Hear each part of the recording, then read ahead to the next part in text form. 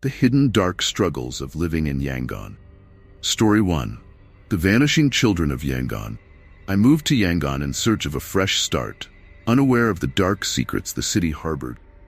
Bustling streets and the warmth of the people initially masked the sinister undercurrent that I was about to encounter. The locals spoke in hushed tones about the disappearances, but I shrugged it off as urban legend, until the day my neighbor's child went missing. I remember the chilling look of desperation in her eyes as she frantically searched the streets, her voice cracking as she called out her son's name. That night, I heard strange noises coming from the alleyway next to my apartment, a mix of whispers and rustling that sent shivers down my spine. Police were of little help, their faces grim and resigned as if they had seen this too many times before. I began to notice the pattern: children between the ages of 5 and 10, disappearing without a trace, leaving behind distraught families and unanswered questions. The local news barely covered the disappearances, almost as if there was an unspoken agreement to keep it under wraps. My curiosity turned into obsession. I started gathering information, talking to other families who had experienced the same loss. The stories were eerily similar. Children vanishing in broad daylight, no signs of struggle, no witnesses. I stumbled upon an old newspaper article about a child trafficking ring that had been busted years ago, but the perpetrators were never caught. The thought that such a ring could still be operating sent a wave of nausea through me. I started noticing the same black van parked near playgrounds and schools, its windows tinted so dark you couldn't see inside. I reported the van to the authorities, but they dismissed it as paranoia. My paranoia grew. I installed extra locks on my doors and kept my own children within sight at all times. I started seeing shadowy figures in the periphery of my vision, watching, waiting. The sense of being followed became constant. I could feel eyes on me whenever I left my apartment. I found a hidden forum online where other parents shared their fears and suspicions, their desperation mirroring my own. Some spoke of a powerful organization, protected by corruption and fear, preyed on the city's children. I met with a journalist who had tried to expose the ring. His life had been threatened, his career ruined. He showed me photos of children, their faces hauntingly familiar, some still missing, others found dead in remote areas. The sense of helplessness was overwhelming, but I couldn't give up. I owed it to those children and their families. I began following the van, my heart pounding, convinced I was onto something. One night, I saw the van stop near a park. A man got out and approached a child playing alone. Called the police, my hands shaking, but by the time they arrived, van and the child were gone. The man's face was burned into my memory, his cold eyes void of any humanity. I started receiving anonymous threats, telling me to stop my investigation or face dire consequences. The threats only fueled my determination. I knew I was close to uncovering something horrific. I found out the van was registered to a fake company, a dead end.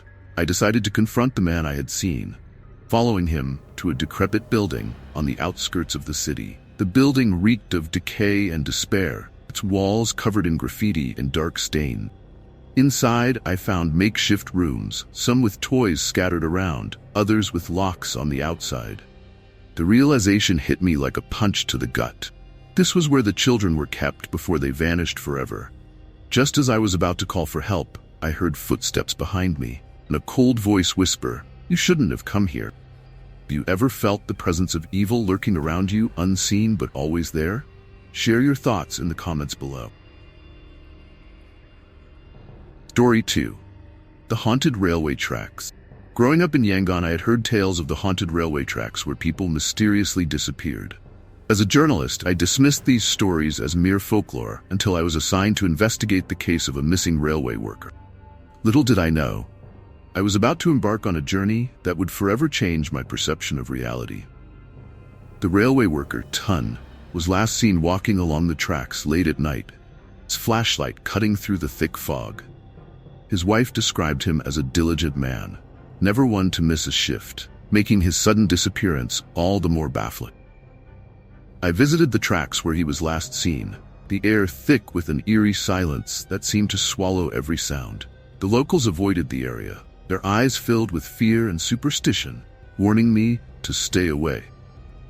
I noticed strange markings on the ground, as if something heavy had been dragged across the gravel.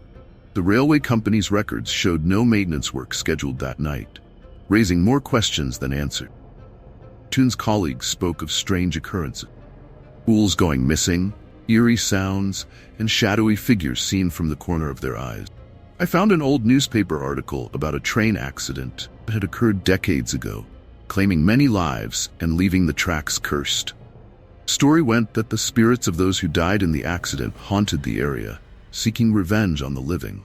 My skepticism began to waver as I uncovered more accounts of inexplicable disappearances over the years. One elderly man told me of seeing a ghostly train filled with spectral passengers vanished into thin air. Determined to find the truth, I spent a night on the tracks, my flashlight flickering in the oppressive darkness. I heard distant whispers carried on the wind, their tone mournful and filled with despair. A sudden cold chill ran down my spine as I felt a presence behind me. When I turned, there was nothing. My flashlight suddenly died, plunging me into pitch blackness, my heart pounding in my chest. I fumbled for my phone, the dim light casting long, eerie shadows around me. Out of the corner of my eye, I saw a figure standing on the tracks, its outline faint and translucent. I called out to it, but it made no sound, just stared at me with hollow, lifeless eyes. The figure slowly approached, its form becoming more solid with each step, the air growing colder. Just as it was about to reach me, a train whistle pierced the silence, and the figure vanished. I felt a rush of wind and the ground trembled as a train passed by, but when I looked, tracks were empty. The next morning, I found Tun's flashlight lying on the ground, its glass cracked but still functional. The railway company's security footage showed no train passing through that night, nor any sign of Tun. My editor dismissed my findings as a result of overwork and stress, but I knew what I had seen. I continued to investigate, talking to more witnesses who all had similar experiences. Each story added another piece to the puzzle, painting a picture of a place where the veil between the living and the dead was thin. I discovered a forgotten memorial for the victims of the train accident. Overgrown and neglected, the names of the deceased were etched into the stone, their tragic end a stark reminder of the past. As I stood before the memorial, I felt a sense of peace wash over me, as if the spirits were finally at rest. But the disappearances continued, and I couldn't shake the feeling that the tracks were still hungry for souls. I left Yangon shortly after, but the memories of that haunted railway track stayed with me, a chilling reminder of the unseen forces that lurk in the shadows.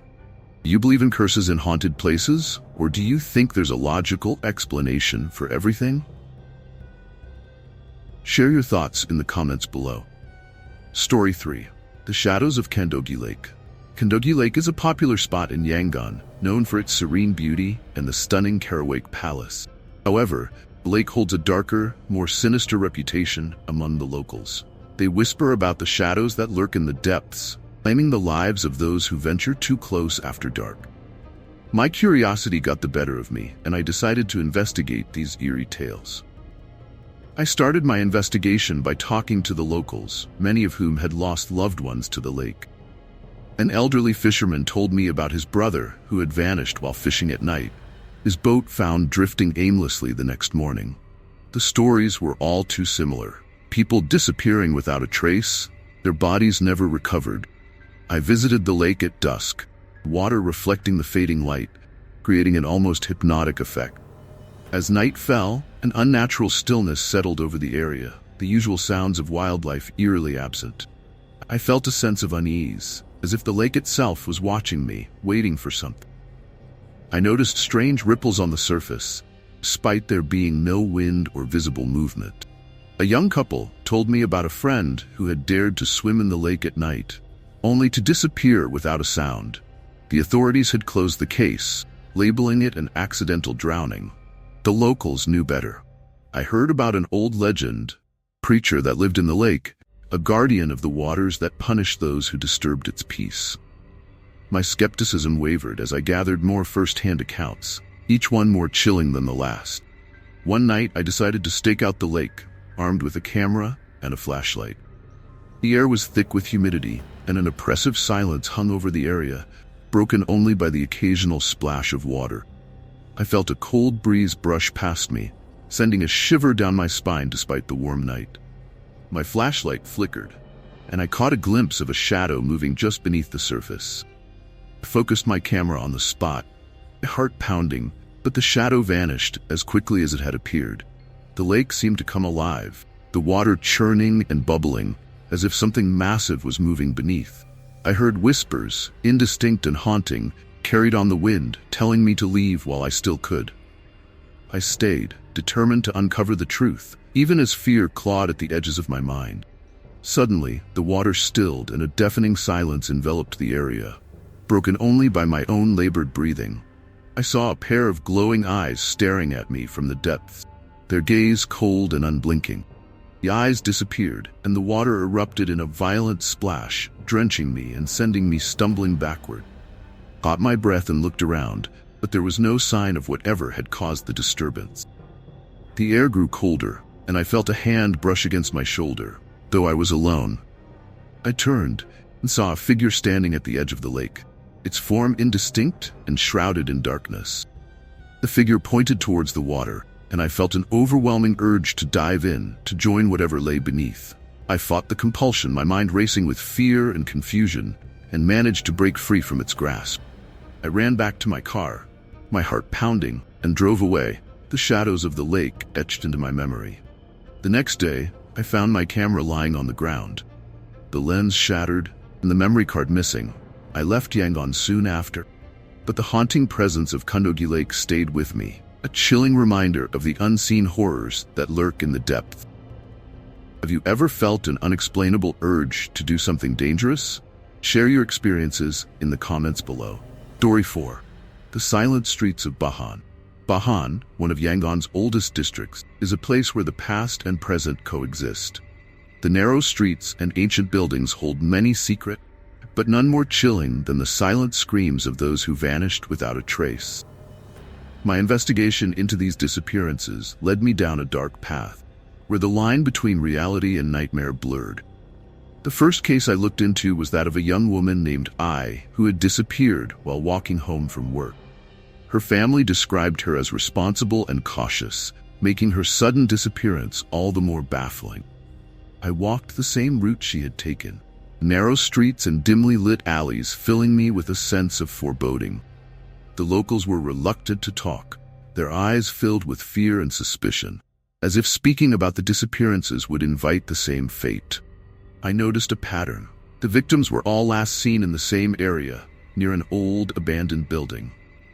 The building was rumored to be cursed, its dark history filled with tales of murder and madness. I decided to explore the building, my heart pounding as I stepped inside the decaying structure. The air was thick with the scent of mold and decay, and the floor creaked ominously beneath my feet. I found old newspapers and photographs scattered around, their edges yellowed with age, depicting scenes of violence and despair. As I ventured deeper, I felt a cold chill that seemed to seep into my bones, and I heard faint whispers echoing through the halls. I found a room filled with old rusted chains and shackles, as if it had once been used to imprison people. The realization that this place had seen untold horrors sent a wave of nausea through me, but I pressed on. I discovered a hidden door, its hinges rusted and barely functional, leading to a narrow staircase. The staircase descended into darkness, and I felt an overwhelming sense of dread as I made my way down. At the bottom, I found a series of small, cramped cells, each one filled with the remnants of what could only be described as torture devices. The walls were covered in scratches and bloodstains, the silent screams of the past etched into the very fabric of the building. I felt a presence behind me, and when I turned, I saw a figure standing in the doorway, its eyes glowing with a malevolent light. The figure spoke in a voice that seemed to come from everywhere and nowhere, telling me that I should never have come here. I tried to leave. The door slammed shut, trapping me in the darkness with the unseen entity. I felt a hand grab my arm, its grip cold and unyielding, and I struggled to break free. The whispers grew louder, filling my mind with images of suffering and death, driving me to the brink of madness. Just as I was about to lose consciousness, the door burst open, and I was pulled to safety by a group of locals. They told me that the building was cursed, its dark history a magnet for evil forces that preyed on the living. The authorities had sealed it off. The seal had been broken, allowing the darkness to escape. I left Bahan soon after, but the memories of that cursed building haunted my dreams. I couldn't shake the feeling that the darkness had followed me, waiting for the right moment to strike. I continued my investigation from afar, gathering more stories of disappearances and eerie occurrences. Each story added to the puzzle, painting a picture of a place where the past refused to stay buried. The more I learned, the more I realized that some secrets are better left undiscovered. I never returned to Bahan, but the silent screams of the vanished stayed with me, chilling reminder of the darkness that lurks just beneath the surface. Have you ever felt like you were being watched, even when you were alone? Share your experiences in the comments below.